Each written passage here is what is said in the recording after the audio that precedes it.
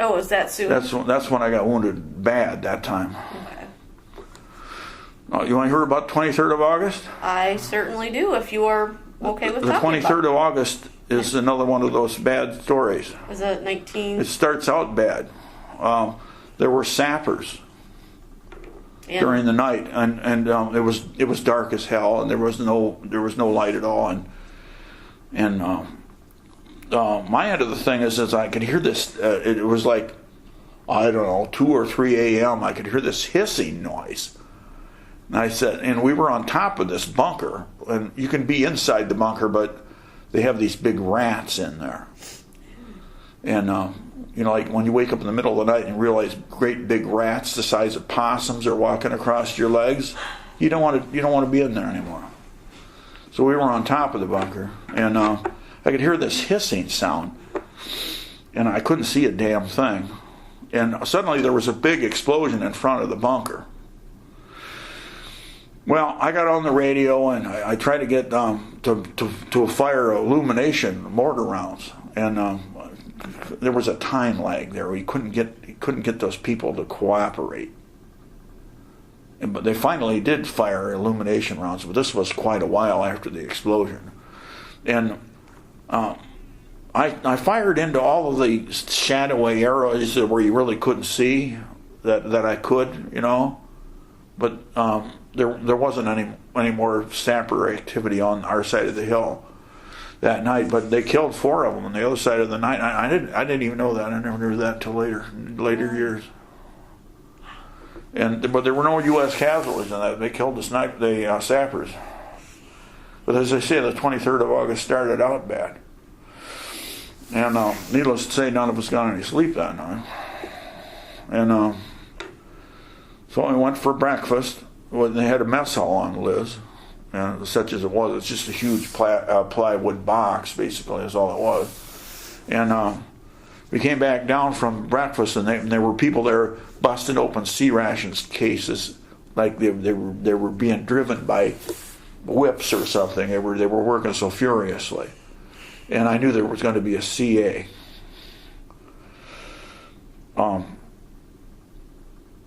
A CH-47 came and picked us up at the base of Liz. A CH-47 is a big 2-bladed helicopter. It's got one on each end. And they took us to Quang Ngai, which is to the north of there. And when they could put the whole platoon on one CH-47, and because there was only 25 people in the platoon. There's supposed to be 40 people in the platoon. You can use a moment there to figure out where the other 15 people were.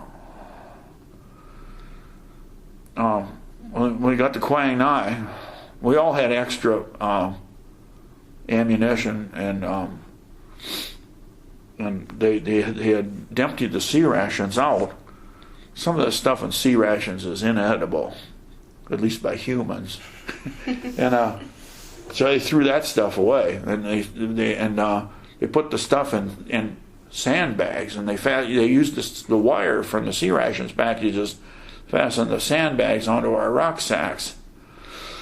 On the internet you can find out how much each and every kind of military thing weighs.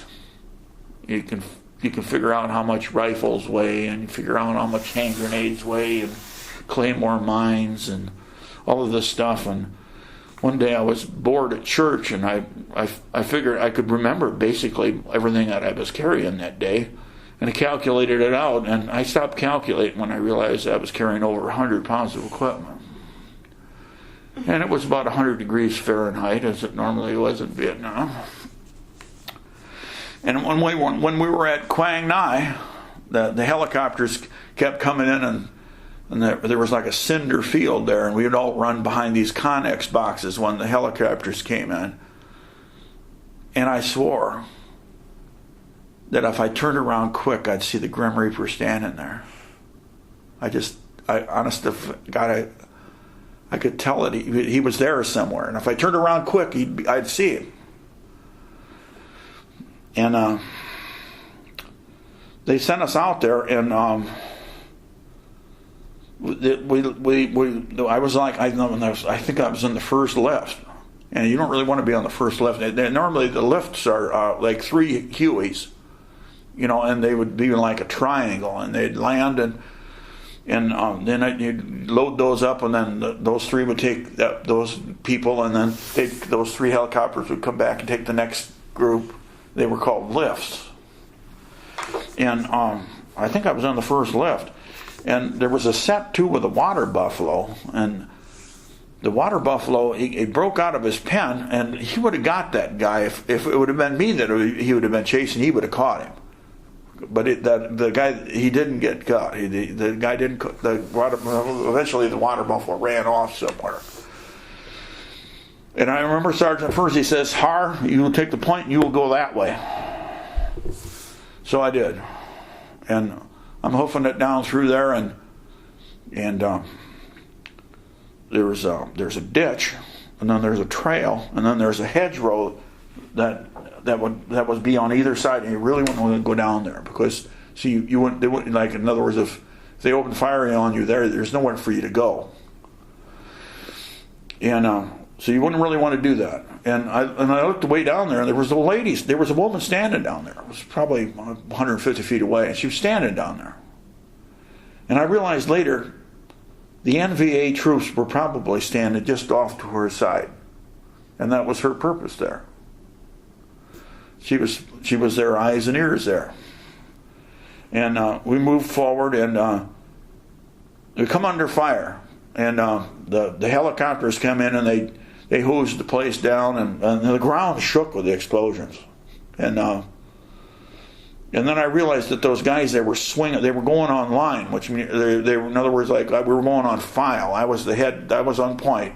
But I realized that they were coming up on my right, and they were going on line.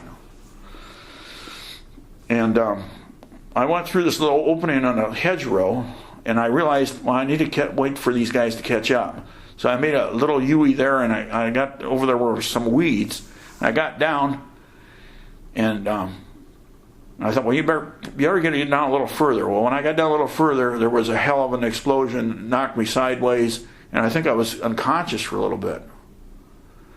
And when I woke up, I realized my rifle was about, 6-8 feet that way on the ground. There was a little crater there. And when I looked, my thumb was hanging by a scrap, and my finger was hanging by a scrap too. And there was something terribly, terribly wrong with my shoulder. And I started yelling help, and I said, no, in all the war movies you're supposed to yell medic, but I just yelled help. And Doc Hickman, he came running in there.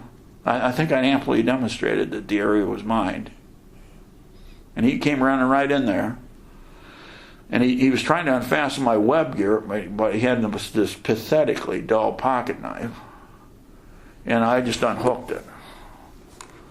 And I left all my equipment there, and he got me out of there, and he got a helicopter, dusted me off.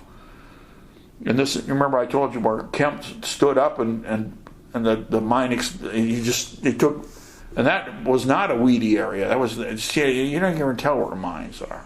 They're everywhere and nowhere in Vietnam. They're everywhere and nowhere. And he took one step and boom, it just knocked him, just tossed him aside like a rag doll. And they loaded him up, but he never moved. And I noticed that Doc didn't do anything for him. And this was on the same flight you were on? Yeah, and then they also got Sergeant First in there, who was,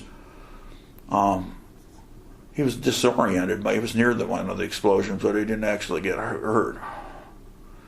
And I found Sergeant First recently. He's out west. I hope to get him to come to the reunion this year. I wanted to tell him that I didn't hold it against him, that I had been, wounded like that. I wanted to tell him that. And I hope to get him to come to the reunion, but I don't know that I will be able to. It's expensive. It's obviously expensive. But when we got to July,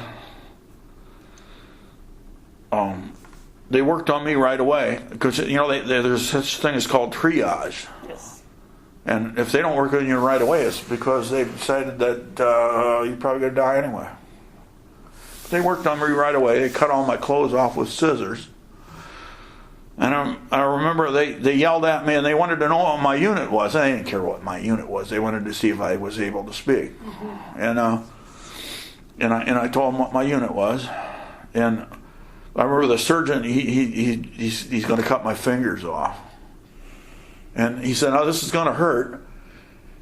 And now this may sound stupid, but I said, I told him that, go ahead, I was tough. I told him, in fact, I told him I was a tough mother bleeper. And I didn't realize there were women there. And they took exception to that language, you know, and they're officers, you know. And I apologized. And I remember one of them said there's a lot to swear about in Vietnam. Ain't that the truth? And the guy, he said, "This is going to hurt." And he snip, there goes my fingers. And it was really hot. And I remember where they had me at first, it was air conditioned. But then later, when they decided you're not going to die, they moved you into the regular ward. And well, there was a rocket attack at the hospital. And these nurses, they came charging out, and they all had flak jackets and helmets on. And they came charging out, and they had a cart there that had more flak jackets on. And they piled these flak jackets on top of us, right in bed. And they got the guys that they could move easily. They got those in there. There's an adjacent, the bunker, the building was built like an H. There was like this building, and then this building, and then there was a causeway in the middle there. Mm-hmm. And then adjacent there was a bunker. And they got everybody that they could, that they could move easily, that could kind of move under their own power, that they got those into the bunker. And these nurses, and I seem to remember one of them standing by the door with a rifle. I seem to remember that. And the mortar, the rockets were attempting to hit the air base, but they were very inaccurate. Mm-hmm. And they just basically leaned them against trees and things and fired them.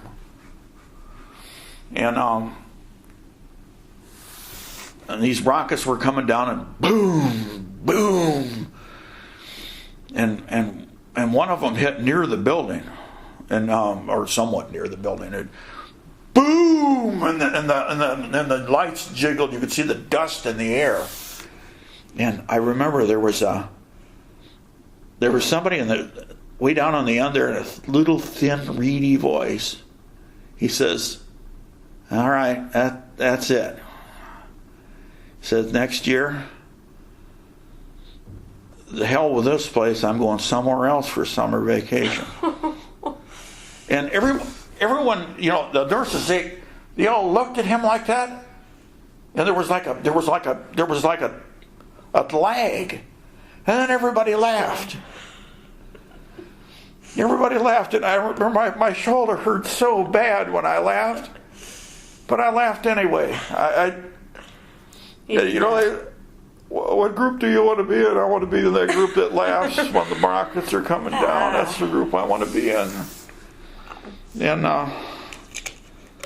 those nurses deserved a lot of credit there. In 1969, one of those rockets came through the roof. There was one of the nurses there. Her name was Sharon Lane. And she was killed. The Vietnam Wall contains the name of 7 women. Most of them were killed in like ear crashes, you know, or like accidents or something, you know. But Sharon Lane was killed in action.